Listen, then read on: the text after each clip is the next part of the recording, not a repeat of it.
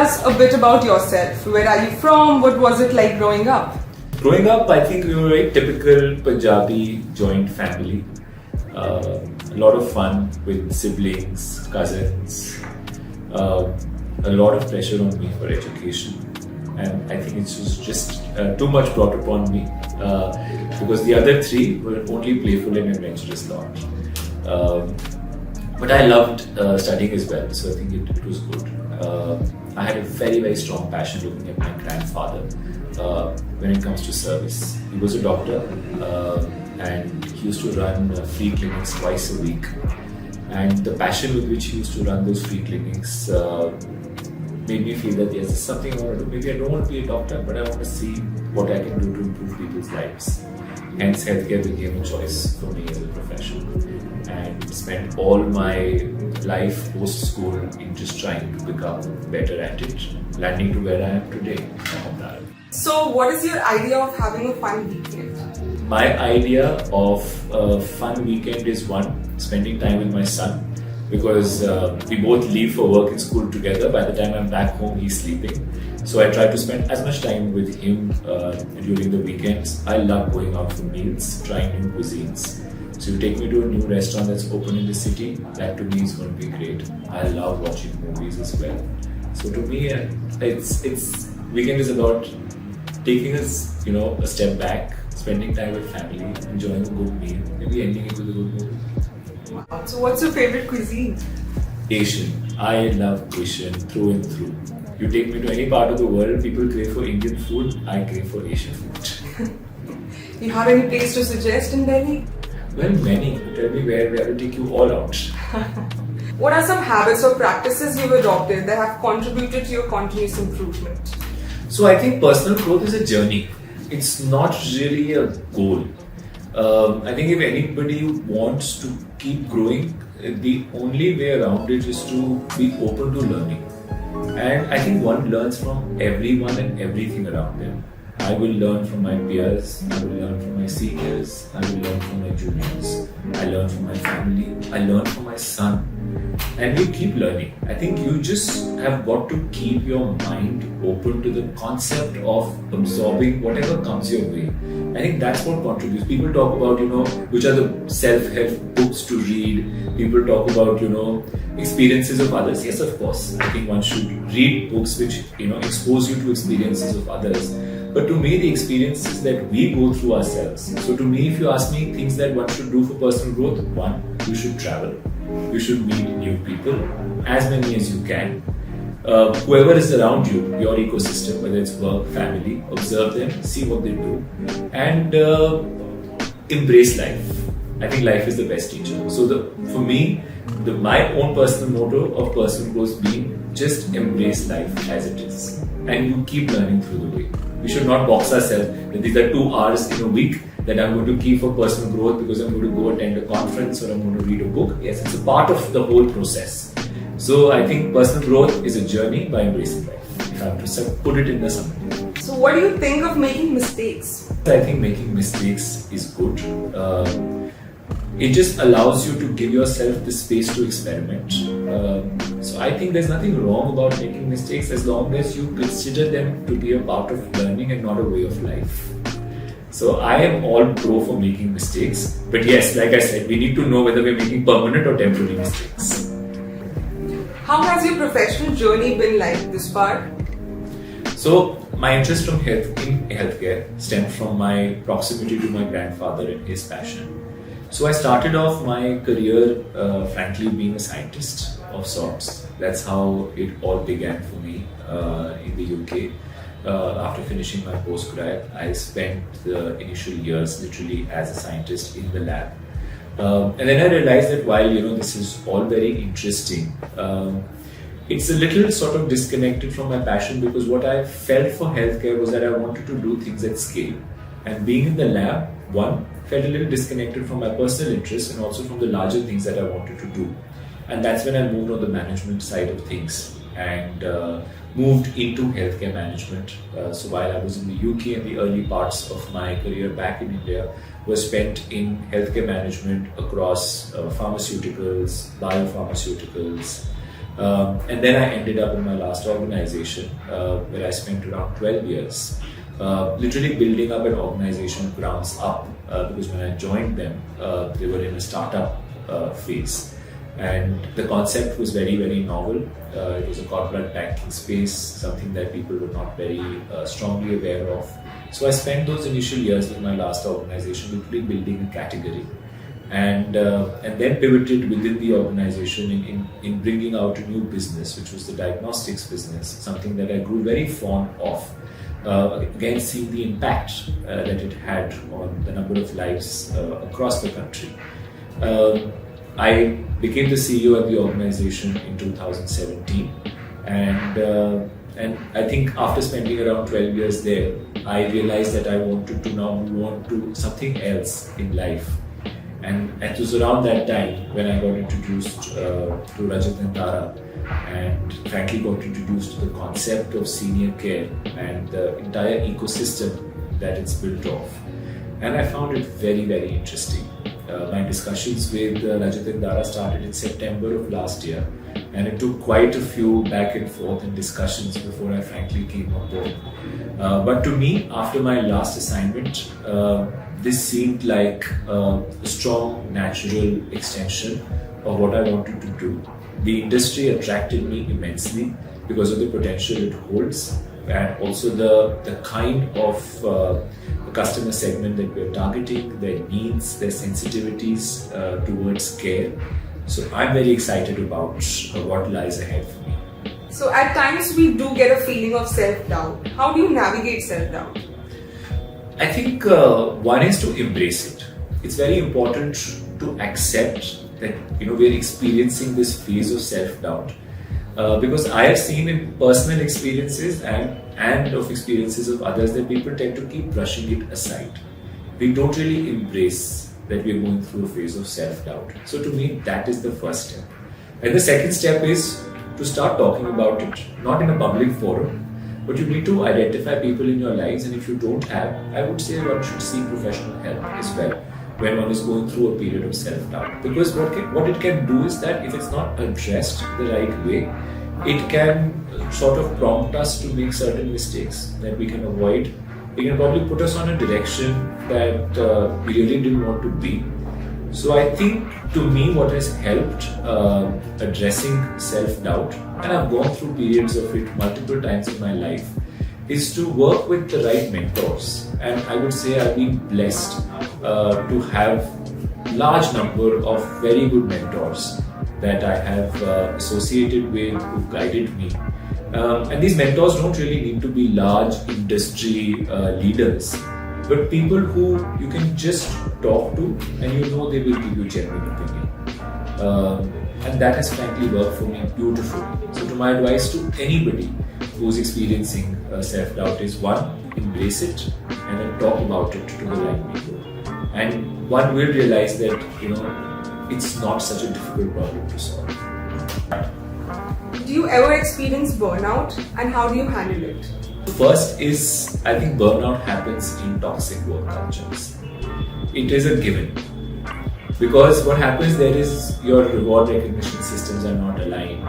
Either you're not aligned to your manager or you're not aligned to your peers. I think it triggers burnout a lot. And not only in an employee but in an organization as a whole. And frankly, I've been part of such organizations where, because of the way the whole organization is structured, burnout just becomes a way of life. I think burnout also happens when you're doing something against your own conscience and instinct. If you're pushed to do something you don't believe in, if you're pushed to do something that you don't want to do, you will tend to get burnt out faster.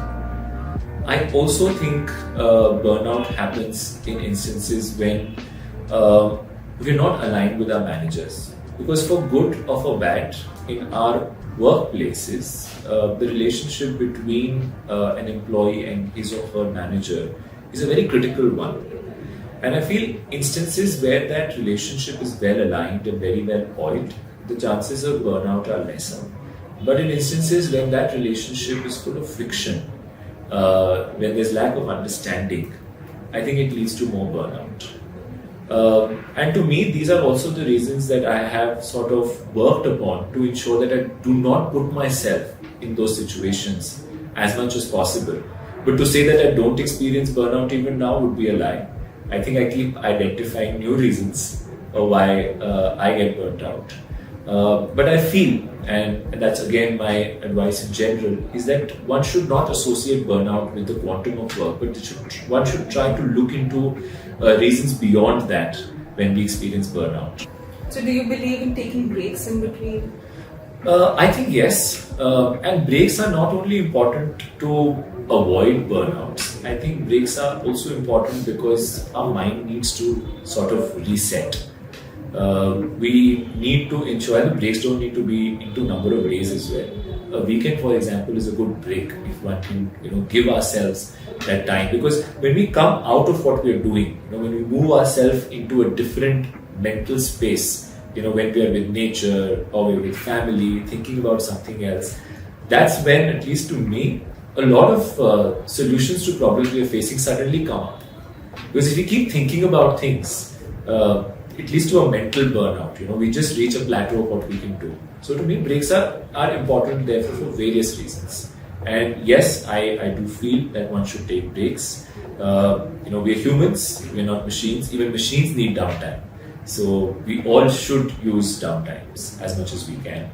So balancing personal and professional life is challenging sometimes. How do you manage your work-life balance? What would be your suggestion on this? I think this is a topic which has been talked about immensely these days, work-life balance. So I remember a story about my grandfather again.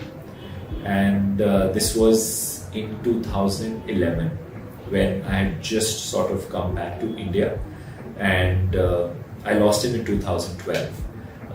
When I came back to India, and we were having this discussion was just triggering around, work-life balance. So the question, when I asked him what he thinks about it, because he was forever working, he said, the question is wrong. He said it should not be a question about work-life balance, because he says work is life. So if you say work-life balance, you're separating work from your life. Work is a part of your life. So the question should be about either work-play balance, or it should be about work-vacation balance. But he said the question of work-life balance itself is wrong, because we have to accept it's a fact that a large part of our existence, maybe post our mid-20s or 30s, is about work, whether we like it or not. It takes a dominant share of our lives. So he said, if you ask me work-play balance, yes. And I think it varies from individual to individual. So I think there's no one-size-fits-all at all. We just have to make sure, one, we are working in a space that we are happy, because that's when the work-life balance or the work-play balance just becomes more easier to handle, because you don't end up coming back from work feeling all dodgy about the whole day. So I think one is be in a happy place so that you consider work as work and not stress. And second is work out on calendars, work out on systems that work for you. And hopefully your organization, your managers and employers should support that. If you could turn back time and meet your younger self, what is the one piece of advice you'd give? Many, because I think we are all intelligent in hindsight. So clearly I will have a lot to tell my younger self. But one thing that I would tell myself is that it's okay to be wrong at times. I think if I consider my younger self, I put a lot of pressure and stress on me about being wrong about certain things. I used to take it upon me very, very seriously. But now when I look back, the one big thing I would tell my younger self is that it's okay to not know what's right at times. It's okay to let life take its own course. But yeah, beyond that also there'll be multiple things. But this is one thing I would really want to tell my younger self, that it's okay to not know what's going to happen in the next 1 year of your life. And life takes you where it needs to. What is your one line of philosophy in life you live by? To be very frank, my one line of philosophies have been changing through my life. So I wouldn't say there is a one-liner that has stayed with me forever. long back there used to be the one that I used to live by was live life king size. But frankly now, today, for me the one-liner that means the most to me is actually just 3 words. It just is never say never. And why is it something that sticks to me is because maybe the last 5 years or so, I've begun to realize that one should never say never to anything because we do not know what life has in store for us. There have been instances when I have said, I'm never going to work in this industry, and I've ended up doing that. I have said to myself, I'm never going to work in this geography, and I've done that. I have said to myself, I'm never going to work with these kind of people, and I've done that. So I think to me, life has taught me never say never. Be open, be accepting of what life is all about, and accept that there's uncertainty, accept that you don't know, right? Which I talked about my lessons to the earlier self, is that uncertainty is a part of our life. And we should be open to all experiences. We should be open to what comes our way. So to me, my current motto, and maybe it changes a few years down the line, is never say never.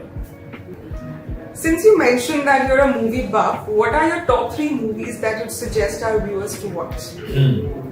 So, okay, I'm going to talk about from both the ones that have stayed with me for what the movies sort of really meant, and also the fact that I just like them for the way they were. And for me, the movie that really stayed with me was The Pursuit of Happiness. I'm assuming a lot of people would have watched it. But to me, that journey of that father and son, the ups and downs, and a lot of downs that they go through, and that, never say die attitude, fighting against all odds. I think there are a lot of movies that have talked about it, but the intensity with which one, displayed that in the movie through Will Smith's character was something that really stood out for me. The other movie, which I really like, and I think I've watched 2 times or more, is The Shawshank Redemption. And it's just for the sheer cinematic brilliance that it is.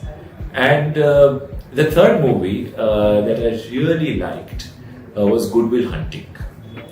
I think most people would have watched these movies. They are sort of blockbusters in their own right. But to me, the cinematic experience again of Good Will Hunting, of those 2 characters, was absolutely amazing. So I would certainly suggest for those who have not watched either of these 3 movies to certainly go out and watch them. They're amazing experiences. Last question, where do you see Antara in the next 10 years? Okay. I would say 10 years. I hope in the next 2 years. I see Antara as being a very strong national, maybe an international brand that resonates with anything and everything that a senior wants, needs, or cares for. Antara has to be the brand that comes to my mind when I think about senior care.